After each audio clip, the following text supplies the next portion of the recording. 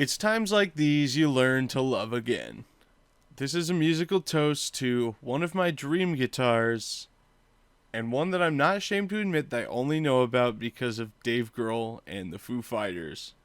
Not only is this a musical toast, but this is a tragic farewell to me saying goodbye to owning one of my dream guitars, the 1967 Gibson Trini Lopez. See, when I was a teenager, I was a pretty big Foo Fighters fan, but I was an even bigger Randy Rhoads fan. And when I got my first job working at Old Navy in Spring, Texas, I decided I was going to save all of my money all summer long and buy one of two guitars.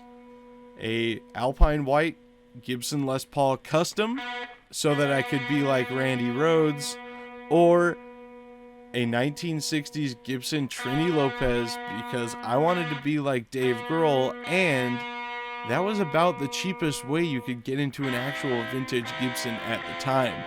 Of course, times have certainly changed, especially with the passing of Trini Lopez in 2020, and these guitars are not cheap anymore. Unfortunately, I was 17 years old and spent all of my money immediately and didn't save any of it all summer, but I've come to a weird full circle point where right now I own both of those guitars. And I love my Les Paul, and it's everything I ever wanted it to be, but I don't hesitate to say that I like the Trini Lopez better. And there's a problem with that. The problem is how much these guitars cost.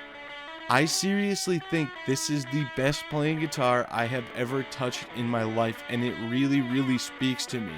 But right now, I am not in a financial position, nor do I think I will ever be, to think it's okay to own a guitar that, even in this condition, is worth about $7,000. I have owned 50 cars, and this guitar costs more than most of them.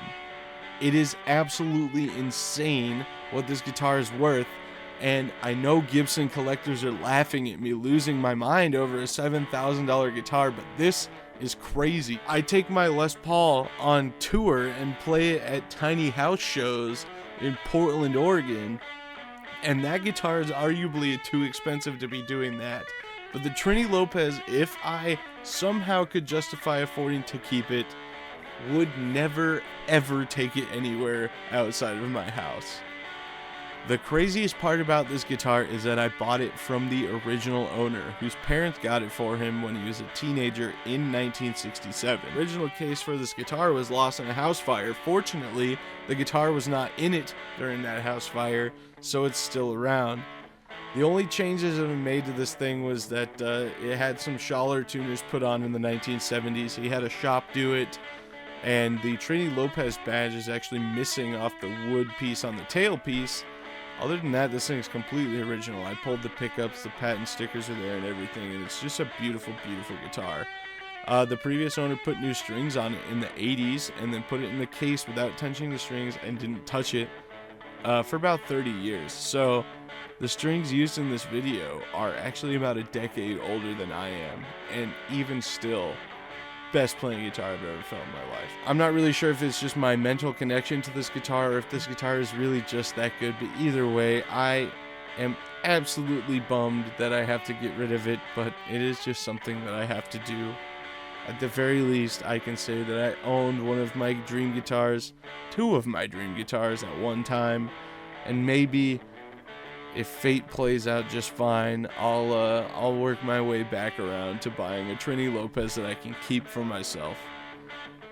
But for now, here's a bittersweet and sloppily played as usual tribute and goodbye to my 1967 Gibson Trini Lopez, which is going to Dublin, Ireland.